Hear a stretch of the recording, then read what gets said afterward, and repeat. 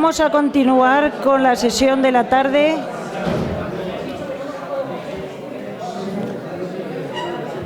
Vamos a continuar con la sesión de la tarde. Les quiero aclarar una cosa de lo que les dije esta mañana. La visita al Monasterio del Escorial será mañana a las 12. En esa hora hay una conferencia extraordinaria que será impartida por Patricia Ortega García, que es una ingeniera agrónoma militar de la escala de oficiales del Cuerpo de Ingenieros Politécnicos del Ejército de Tierra. Esta conferencia la organiza la universidad dentro de los cursos de verano del Escorial. O sea, que pueden ir a una cosa o a otra y si no quieren, pues pueden ir a dar un paseo por la localidad. Eso era para decírselo. Ya no sé.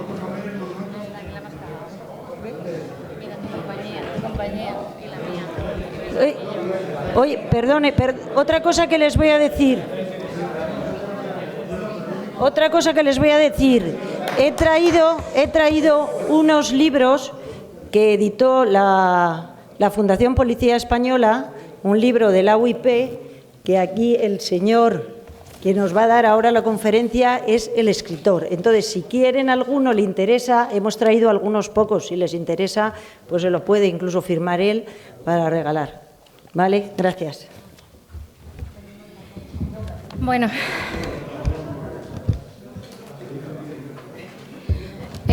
Buenas tardes a todos. Con la misma puntualidad que todos estos días, vamos a empezar la sesión de tarde de esta segunda jornada del curso de verano. Y esta tarde el ponente y luego moderador de la mesa y la discusión y las preguntas, como ayer, va a ser el comisario Francisco González Pescador. Y nos va a hablar de la historia de las UIPs, pone entre paréntesis del título, lo habrán visto, 1990. El currículum del comisario González Pescador lo voy a abreviar un poco, entonces hay que decir que ingresó en la policía en el año 1993 y en el 96 sería inspector. Ha cursado el grado en Criminología por la Universidad Rey Juan Carlos y un máster en Análisis y Prevención del Crimen por la Universidad Miguel Hernández. También tiene estudios de Derecho. Además de en las UIPs, que parece evidente que ha estado destinado en ellas o algo, ¿no? Pues ha estado destinado en comisarías como la comisaría de Hospitalet de Llobregat y en la comisaría de Distrito Centro en Madrid. En las UIPs ingresó en 1999 y ingresó en una con base en Barcelona como jefe de grupo operativo. En el año 2000 pasó a la... Esto es un 1, ¿no? La primera. Claro, es en romano, que aquí entre los acrónimos y en la primera UIP con base en Madrid. Vale. En 2003 ejerce como coordinador de la misma unidad. En 2008 asciende a inspector jefe y en el año 2012 fue destinado en la Jefatura de Unidades de Intervención Policial, JUIP. Me voy a ir aquí con un bagaje de acrónimos estupendo, JUIP. Vale. En el año 2019 asciende a comisario, asciende a comisario en 2019 y actualmente está destinado como comisario en la comisaría local de Parla. Además, ha colaborado en la revista Policía y en la revista Ciencia Policial, escribiendo algunos artículos sobre las UIPs y las unidades especializadas en el mantenimiento del orden. Pero también es el coordinador del libro que está circulando por aquí. ¿Vale? Es el coordinador de este libro que tiene que ver, pues, efectivamente, con la historia de las unidades de intervención policial. Es un libro en su 25 aniversario, porque se hizo en el 25 aniversario de la creación de las unidades. Entonces, es un libro estupendo, se lee muy bien, yo lo he leído. Y aparte de lo suyo y de lo de los demás, les quiero recomendar el prólogo de este libro. El prólogo está firmado por Rafael del Río, el presidente de la Fundación Policía Española. Y a mí la verdad es que me encantó. Así que vamos a escuchar al comisario y empieza la sesión de esta tarde. Muchas gracias. Bueno, buenas tardes a todos. Muchas gracias a los organizadores de este evento, a la Fundación Policía Española y especialmente a Diego Palacios por la relación que tenemos desde hace ya casi más de 10 años y que esperemos que continúe. Bueno, yo aquí, como diría el clásico, puedo venir a hablar de mi libro, bueno, pero vamos a tratar otros aspectos, vamos a ahondar en temas quizás más técnicos, derivados sobre todo de mi experiencia de 17 años en las unidades. Así, mi exposición, en primer lugar, va a tratar aspectos sobre lo que es el mantenimiento del orden, como la función específica de este tipo de unidades, de la UIP en particular, y de otras, como las guardias de asalto o las compañías de reserva general, principios organizativos a los que tiene que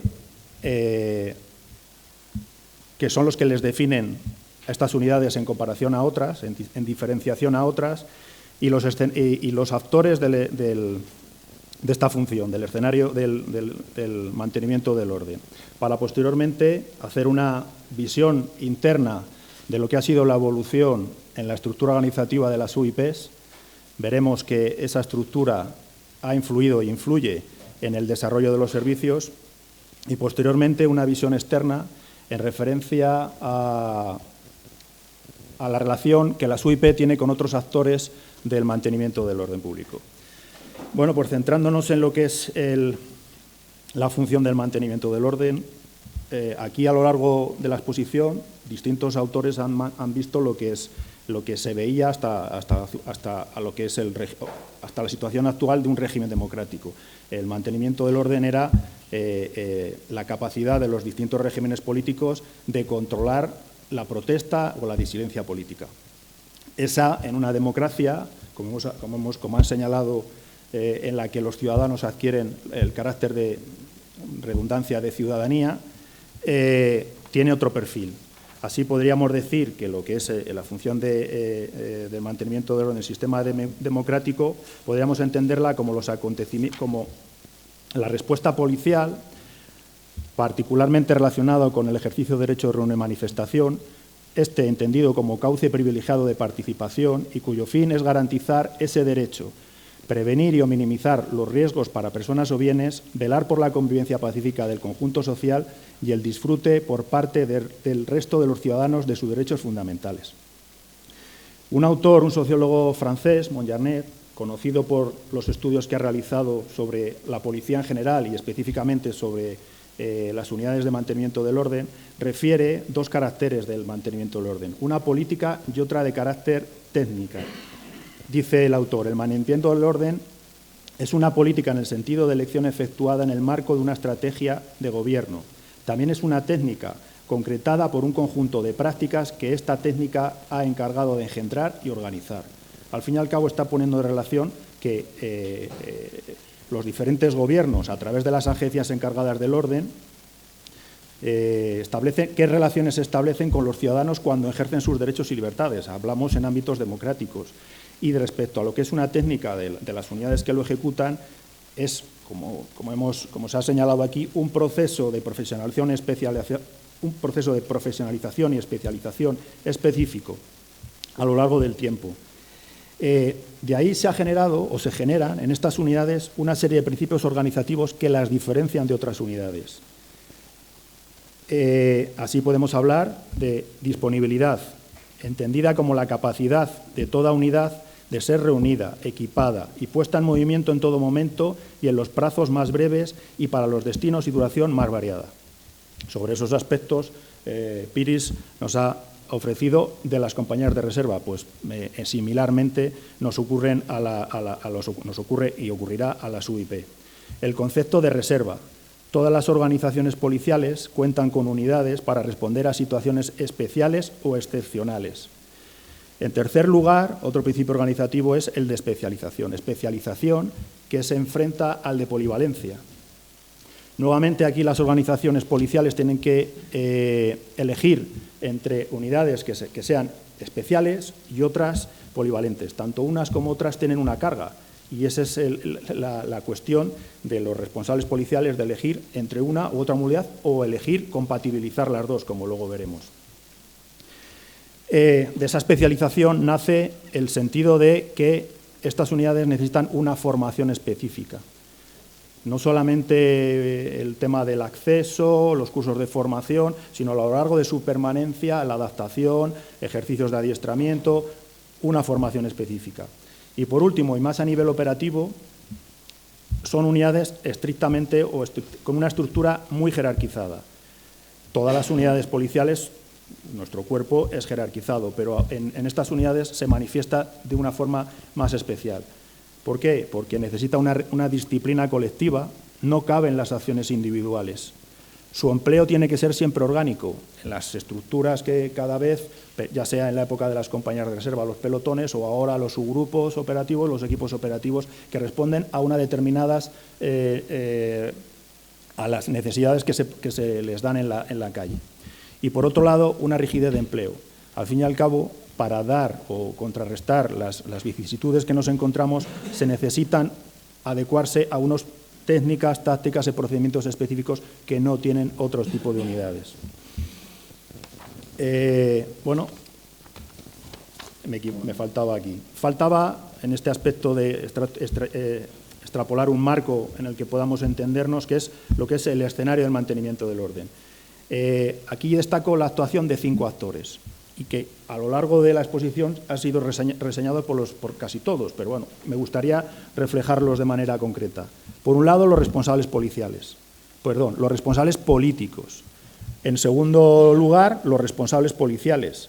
En tercer lugar, las unidades especializadas en el mantenimiento del orden.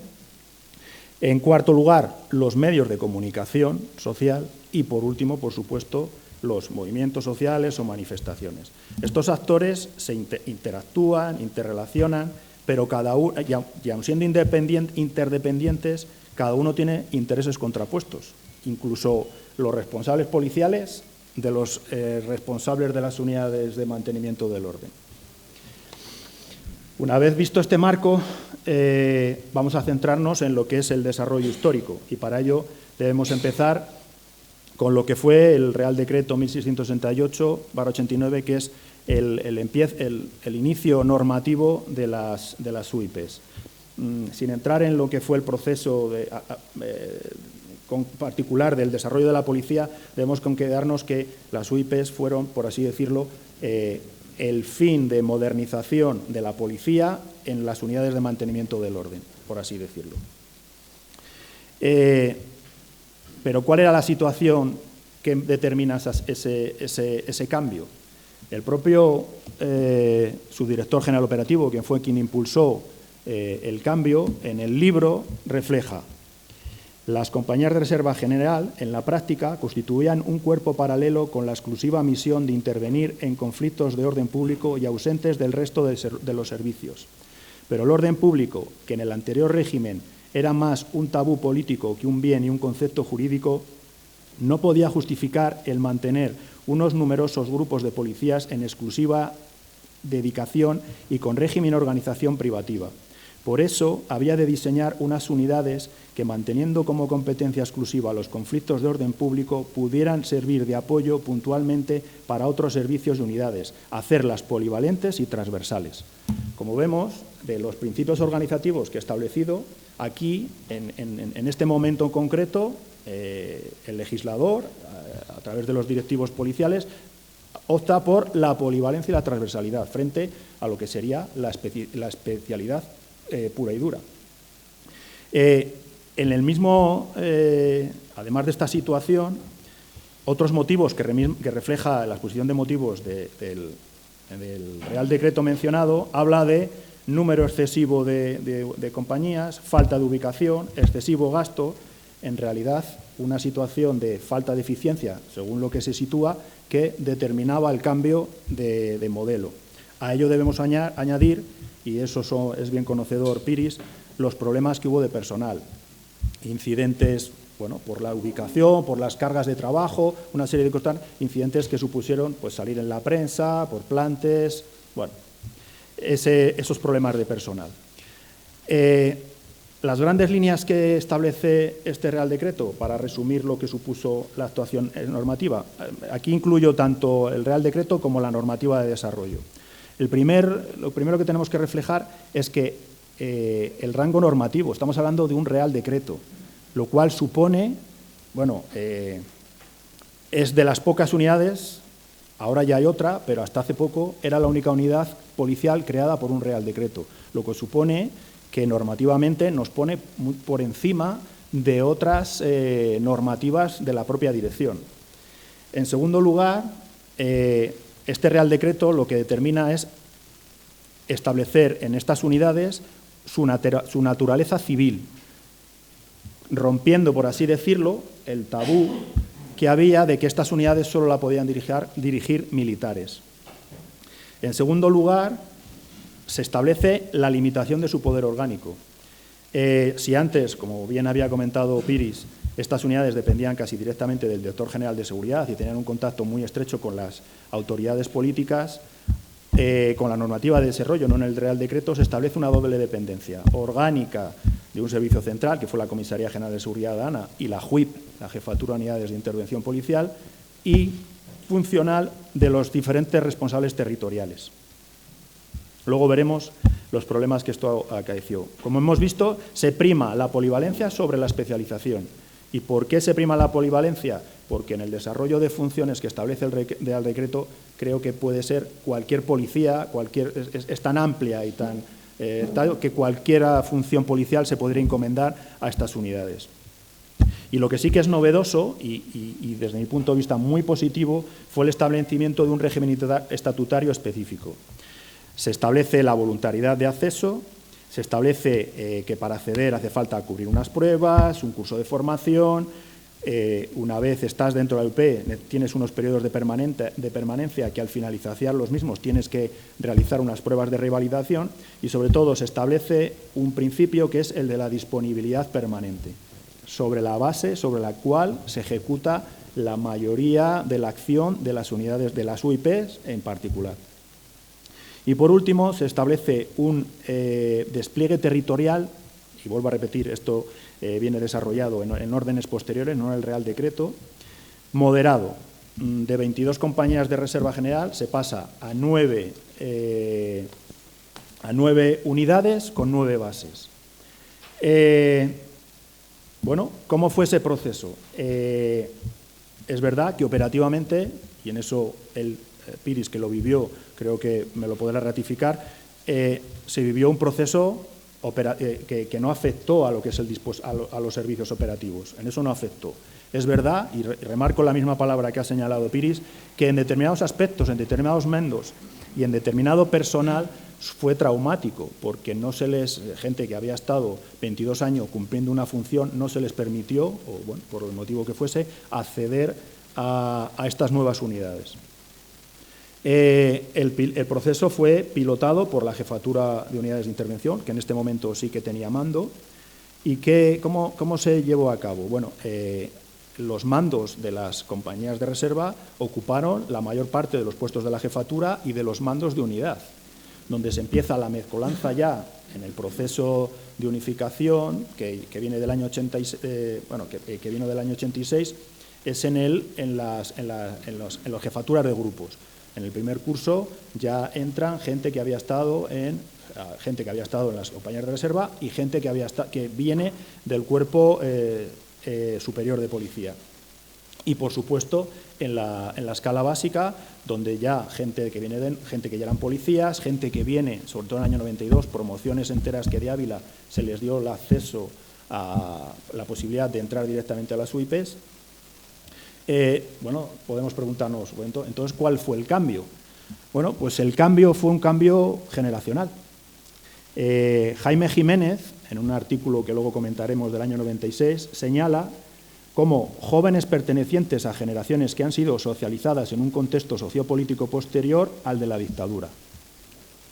Es un cambio no de personas, pero sí de mentalidades. Aquí, y es el ejemplo, tenemos a dos que estuvieron en compañía de reserva y pasaron a UIPs, el señor Torrubia y el señor Amaya. Ese es el ejemplo y, bueno, hoy tenemos en la cúpula de la policía, tanto a nivel territorial como en el propio DAO y el Comisario General de Seguridad Ciudadana, son este cambio generacional que pilotaron el traslado de las compañías de reserva a las UIPs. Visto estos apuntes en relación al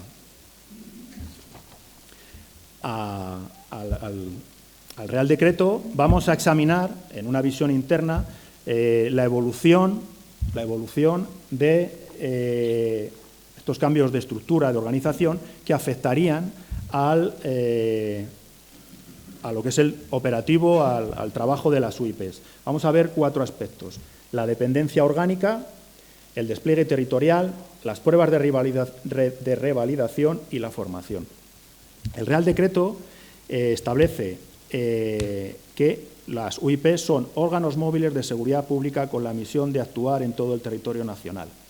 Como hemos visto, aquí esto parecería que es una visión centralista. Sin embargo, en la normativa de desarrollo, como hemos comentado ya, se establece una doble dependencia orgánica de la Comisaría General a través de la Jefatura de Unidades y funcional de las jefaturas de las jefes territoriales donde se ubicaban las diferentes unidades, las UIPs. Esto no fue sino disputas continuas entre jefes, entre responsables centrales, responsables policiales territoriales y las propias UIP.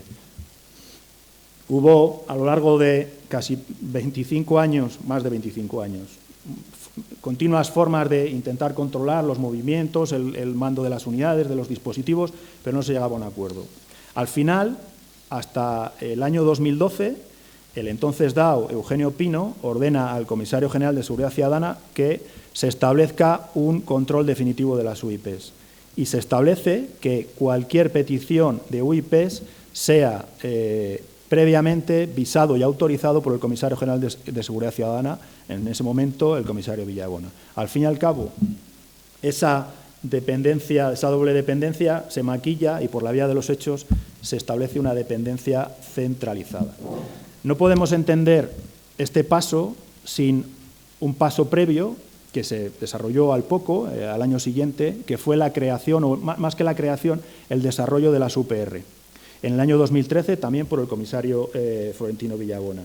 Si entendemos el orden público o el sistema de gestión del orden público como una pirámide, en la base estarían las UIP como unidades especializadas. En la cúpula, en la cúspide estarían las UIP como unidades especializadas. Y en la base se encontrarían las UPR como unidades polivalentes y que estarían controladas por los órganos territoriales. Esa es la situación actual. Respecto al despliegue territorial, como hemos hablado, la normativa de desarrollo establece un despliegue moderado, por así decirlo, basado en 9 unidades y 9 bases. Debemos recordar aquí, como ha señalado Piris, que las compañías de reserva se ubicaban en lugares con escasa conflictividad social o laboral y, sobre todo, que no hubiese vínculos personales o familiares entre los policías y el resto de los ciudadanos. Acudían a los lugares. Esa dinámica se cambia con las UIPs y se traslada a las UIPs a los centros, a las principales ciudades de España, donde se solicitaban la presencia de las unidades. Hoy, a lo largo del tiempo, ese despliegue moderado pues se fue rompiendo. Se fueron creando unidades y desdoblando bases para responder a necesidades territoriales que, una vez que finalizaban, rompían la dinámica, por así decirlo, y establecían pues una falta de eficacia. Hoy hablamos de 11 unidades y 15 bases, lo cual parece más cercano al despliegue último de las compañías de reserva que al inicial de las UIP.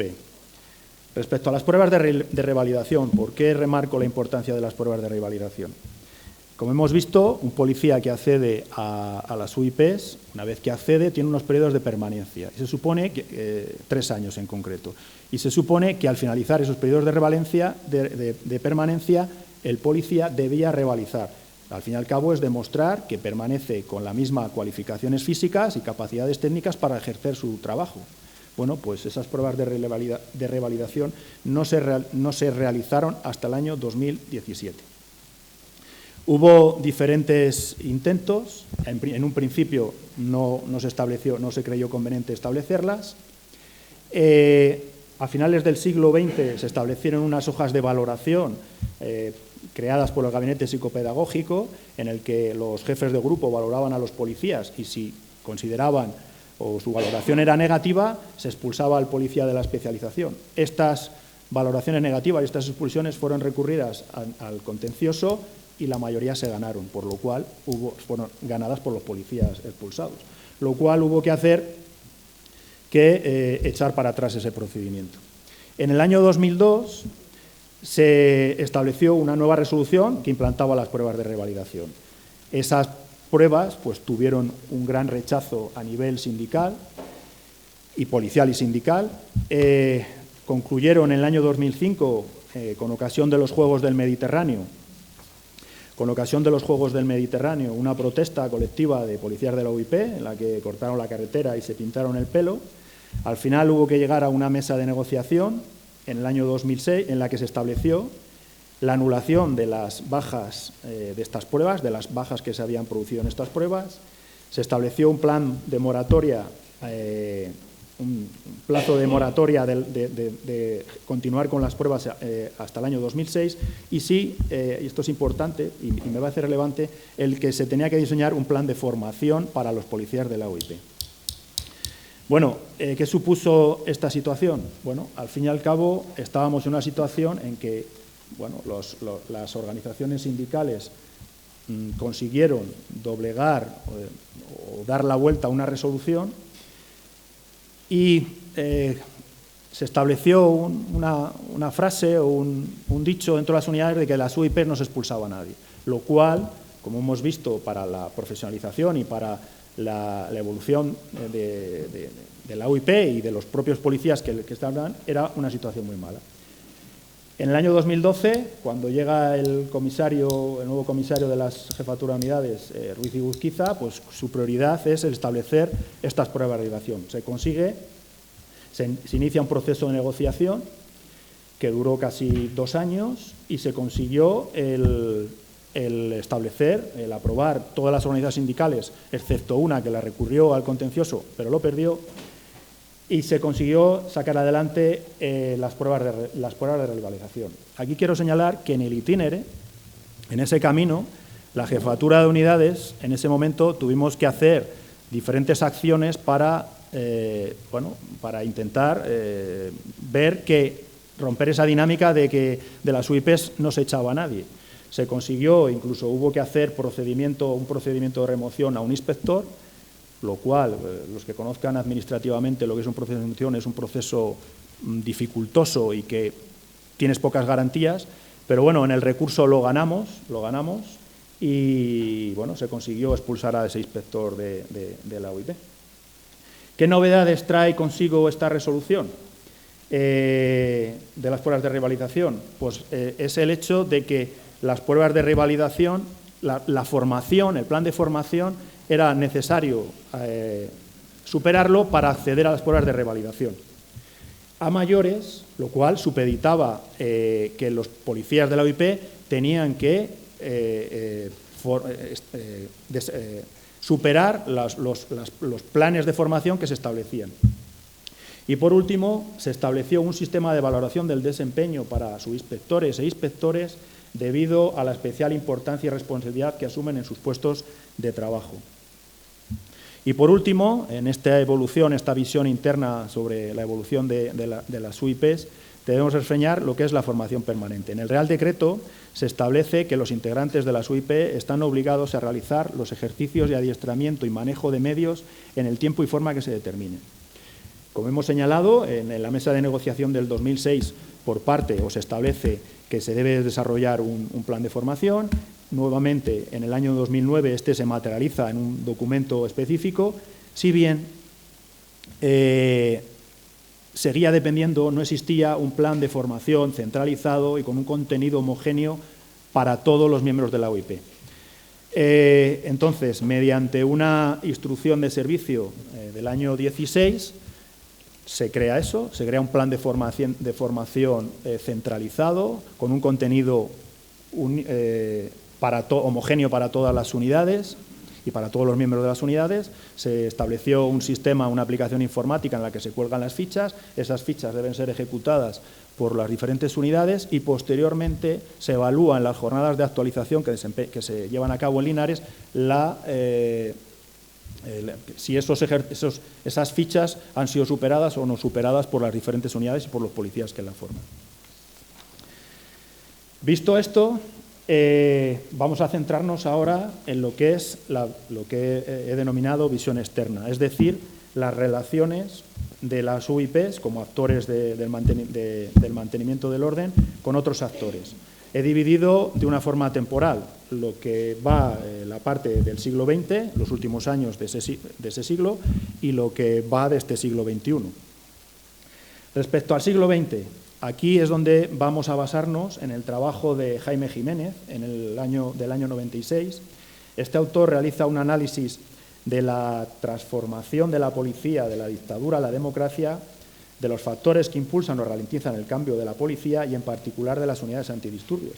Llevó a cabo unas entrevistas a miembros de las UIP y de ahí sacó unas conclusiones que para nosotros son relevantes. Viene a decir que la evolución sobre los cambios se reflejan en tres actores: en las élites políticas, los responsables políticos, en la propia policía, en los cuerpos de seguridad y en particular en las UIPs, y en tercer lugar en los manifestantes, en los movimientos sociales. Respecto al primero, viene a poner a luz lo que ha comentado Diego respecto al coste político. Se adoptaron actitudes permisivas a la protesta por el coste político que las medidas o órdenes de actuaciones innecesarias podían suponer para que afectasen a los gobiernos o a esos responsables políticos. En segundo lugar, respecto a los cuerpos de seguridad, destaca la moderación de sus intervenciones y la contundencia de sus actuaciones. Al fin y al cabo, insisto, y como hemos hablado, viene a señalar la modernización de sus cuadros y medios relacionado con el cambio general que hemos comentado. Por así decirlo, con grandes trazos, se pasa de una situación de carácter, por así decirlo, o lo que es el perfil de las compañías de reserva en la que salían cuando había incidentes y ya para disolver las manifestaciones, a un sistema preventivo. Esto no es nada nuevo y viene en este camino de evolución de lo que es el mantenimiento del orden público.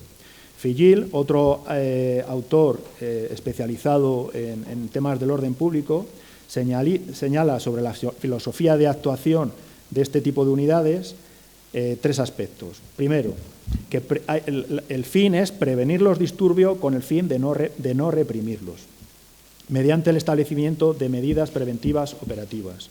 En segundo lugar, cuando es necesaria la intervención para restablecer el orden, este no debe generar desórdenes más graves. Y en tercer lugar, el mantenimiento del orden debe aspirar a asegurar a las fuerzas del orden el control de la situación. Para ello, ¿cómo se ejecuta?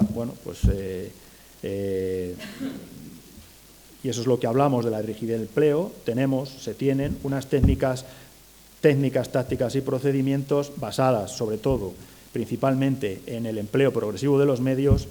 Se tiene interiorizado que el uso de la fuerza sería la última ratio y que esta fuerza siempre está sometida a los principios básicos de actuación. Hoy, a ningún policía, ya en la época de las compañías de reserva, pero hoy en la OIP, a ningún policía se le podría venir a la cabeza el utilizar la pistola para cualquier evento de este tipo. Todo se reduce a esta serie de bagaje, de repertorio, de actuaciones. Y por último, como tercer actor, pues estaríamos hablando, respecto a los manifestantes, de desmovilización social. Desmovilización social que, bueno, el autor señala como hitos tanto los pactos de la Moncloa del año 77 como la propia victoria del PSOE en el año 82. Pero sobre todo, y aquí tenemos que reflejar que estamos hablando de que se ha pasado de una dictadura a una democracia, de un sistema constitucional que reconoce una serie de derechos y en la que obliga a las administraciones públicas al cumplimiento y al respeto y la protección de esos derechos fundamentales. Eso no significa que a lo largo de esos años no hubiese episodios de violencia. Todos los han reflejado. Quizás en la época de las compañías de reserva fueron más cruentos, seguramente mucho más cruentos que en la época, pero bueno, también los hubo. Muchos están, como ha señalado Picios, unidos a conflictos laborales, especialmente, en nuestro caso, en el caso de las UIPs, a la segunda reconversión industrial, respecto a la minería y a la industria siderometalúrgica, en zonas como Asturias, Vigo o Cádiz. Aquí siempre tenemos que reflejar el hecho que muchas policías nos achacan, el hecho de la utilización de la bocacha, que quizás en otros países no se ven la ofensiva, y respecto a esta serie de grupos de manifestantes, de la panoplia que desplegaban contra las unidades. Medios ofensivos, casi armas, que eran respondidos con medios ofensivos por policías y que en aquel momento, sobre todo a principios del siglo XX, las UIPs carecían de medios defensivos y si los medios que se disponían eran muy precarios y escasos. Porque toda la panoplia que ahora llevamos de casco, escudo, rodilleras, eso es muy reciente, no de finales del siglo, como hemos reseñado. Tampoco debemos olvidar aquí, particularmente, el tema de la lucha callejera, que en estos años, sobre todo a finales de la década, se centraba, porque ya la Policía Nacional había perdido competencias en el País Vasco, en Pamplona. Y con ello entramos en lo que es el siglo XXI. Podemos decir que se produce un cambio de los movimientos sociales. Quizás los primeros que podemos destacar sea el movimiento Ocupa. Todos, bueno, podemos recordar el desalojo de la calle Princesa en octubre del año 96 en la Gran Vía de Barcelona, pero sobre todo la evolución están parejos a los movimientos antiglobalización, de los cuales en España podemos recordar Seattle, Bolonia, pero en España también hubo sus manifestaciones. Podemos señalar, por ejemplo, en el año 2001, la reunión del Banco Mundial en Barcelona, en el año 2002, durante la presidencia de la Unión Europea en el primer semestre de este año, con incidentes en Barcelona y en Sevilla. Ya de carácter nacional, las protestas por la catástrofe del Prestige a finales del 2002 y 2003, los movimientos del no a la guerra en el año 2003, ya en este proceso del siglo XXI, y ya unido a la crisis, en el año 2011 la acampada Sol, que dio lugar al 15M, en el año 2012 lo rodea al Congreso, o en el año 2014 las marchas de la dignidad, específicamente la del 22 de marzo. Una vez examinado esta de forma cualitativa tal, podemos incidir en un análisis cuantitativo de la incidencia del derecho de reunión y manifestación, y para ello utilizamos las tablas de manifestaciones del Ministerio, lo que figuran en el anuario del Ministerio del Interior. Independientemente de la calificación que hace, vamos a quedarnos con el monto total de las manifestaciones. Si vemos, aquí lo que interesa ver es la relación entre esas manifestaciones y qué incidencias pueden ocasionar el aumento de estas manifestaciones. Como vemos, Del año 2000 al año 2007 podemos decir que es una situación estable, independientemente de mayor o menor tensión económica o de los gobiernos. Con la crisis económica, en el año 2008 se produce un aumento, casi duplican las manifestaciones, se duplican, pero es que a partir del año 2012-2013 se cuatriplica la serie, se duplica los años de referencia y se cuatriplica la serie. ¿Qué es lo que ocurre ahí? Bueno, crisis económica y también, y es relevante, gobierno del Partido Popular. A partir de esos años, y entendemos que con la mejora económica se produce un descenso,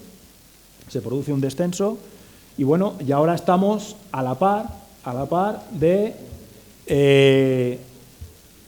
por ejemplo, del año 2008. También tenemos que ver la evolución. El año 2020, por supuesto, no es referente por el tema del COVID. Y dentro de esta evolución podemos preguntarnos, ¿y cuál es la conflictividad de las manifestaciones, de estas manifestaciones? Bueno, estos datos, los que reflejan esta tabla, son el total de manifestaciones que se producen en relación a las cubiertas por las UIP y los incidentes que en ellas se producen y el empleo material que se produce. Si lo vemos físicamente en el cuadro, en azul serían las manifestaciones totales que se realizan en España y en naranja las que cubre la OIP. Estamos hablando de que cubrimos el 13%. Ahí debemos ser conscientes de que cubrimos todas las importantes o que tengan relevancia, porque pocos habremos visto imágenes de manifestaciones y Guardia Civil. Creo que pocos habrán visto esas imágenes. ¿Qué conflictividad tiene? Y aquí hablo de las que tenemos datos referente a las cubiertas por UIP. Bueno, pues el porcentaje de incidentes es nimio, es una media del 1,2. Si se fijan, salvo en el año 2012, que es un 5,85, en el otros años son casi inexistentes.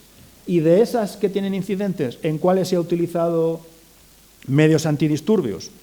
Cargas, bocachas, fogueo, pues la media es del 0,3. Esa es la situación cuantitativa. Ahora bien, y aquí debemos ver los problemas, analizar los problemas que nos encontramos ahora. El derecho de reunión y manifestación es un derecho decimonónico, que sobre todo, y del que nosotros tenemos hoy, viene de las constituciones a partir de la Segunda Guerra Mundial. La mayoría de los países las bases son las mismas. En nuestro país, el artículo 18 de la Constitución establece cuatro cuestiones. Una es la necesidad de comunicación, que no significa autorización previa, como todos sabemos. La comunicación es un sistema de trasladar esa incidencia a las autoridades para establecer los cauces que permita compatibilizar los derechos de reunión y manifestación del que se manifiesta con el resto de los ciudadanos. En segundo lugar, establece la ausencia de violencia física o moral. En tercer lugar, establece un límite genérico, que es el peligro para personas o bienes. Y en cuarto lugar, la temporalidad. ¿Qué nos encontramos, sobre todo, especialmente durante este siglo XXI, a partir de estos movimientos? El hecho de que los manifestantes consideran que el derecho de reunión es absoluto, ilimitado. No responde a estas dinámicas recogidas en la Constitución, constitucionales y homogéneas a cualquier democracia occidental. Consideran que cualquier actuación policial es una restricción de sus derechos fundamentales.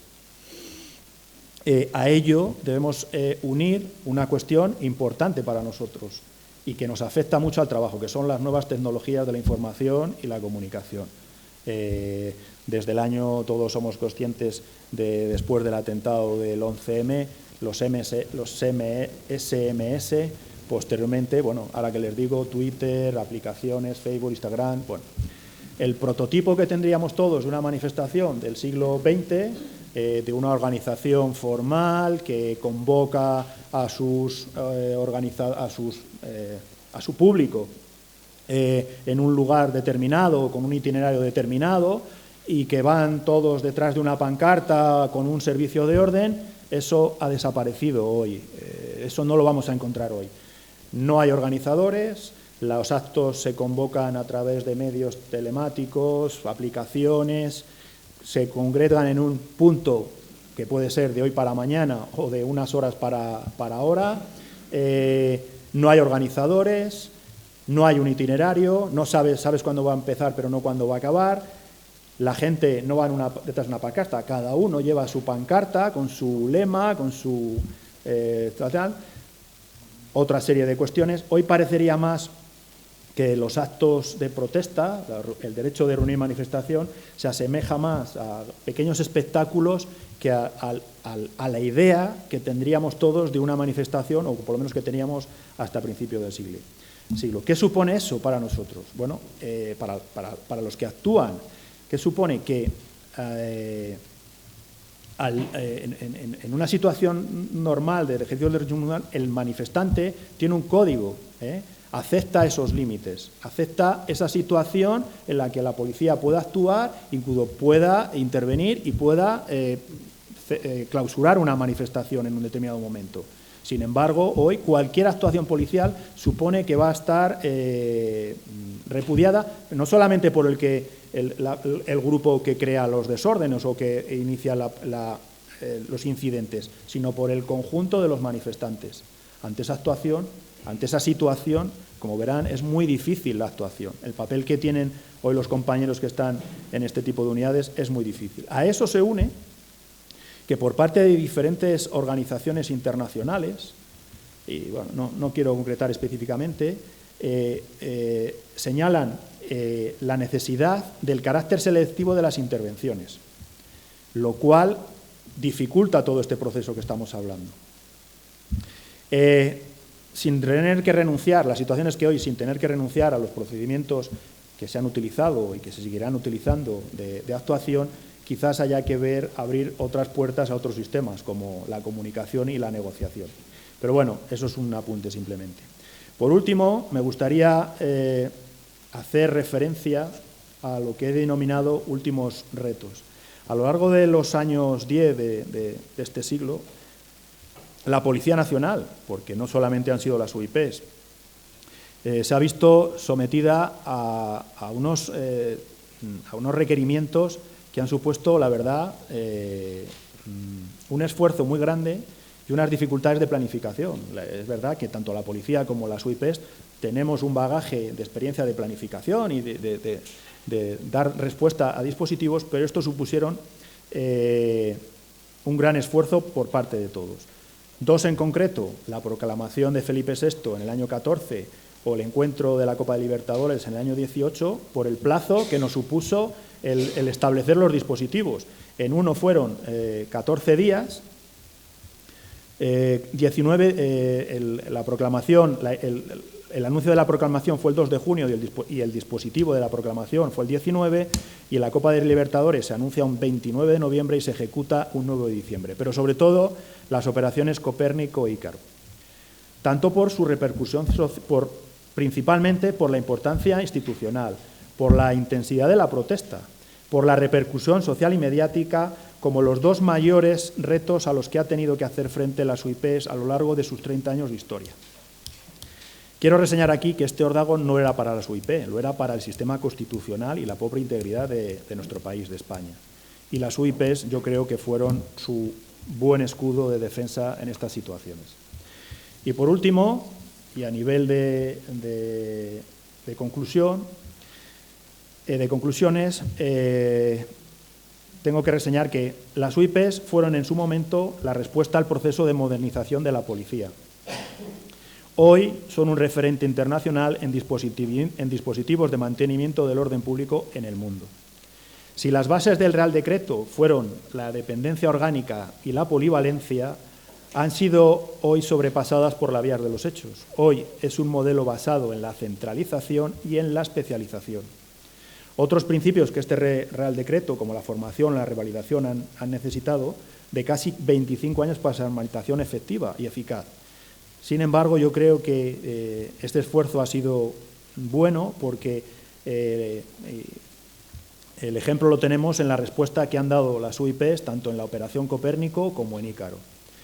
Y por último, a nivel de análisis de lo que hemos dicho de visión externa, si durante las finales del siglo XX el principio que regía el mantenimiento del orden era derivado del proceso de transición y se basaba en la moderación por parte de todos los actores, lo que llevó a un proceso de cambio y adaptación de las UIP fundamentado en una filosofía preventiva, con el nuevo siglo el escenario del mantenimiento del orden ha cambiado por las nuevas dinámicas de los movimientos sociales. Hoy se cuestionan los derechos, los principios jurídicos del derecho de manifestación, lo que obligará a adaptar las técnicas tácticas y procedimientos utilizados y a profundizar, como he señalado, en aspectos como la comunicación y la negociación. Y hasta aquí mi exposición. Muchísimas gracias por su atención.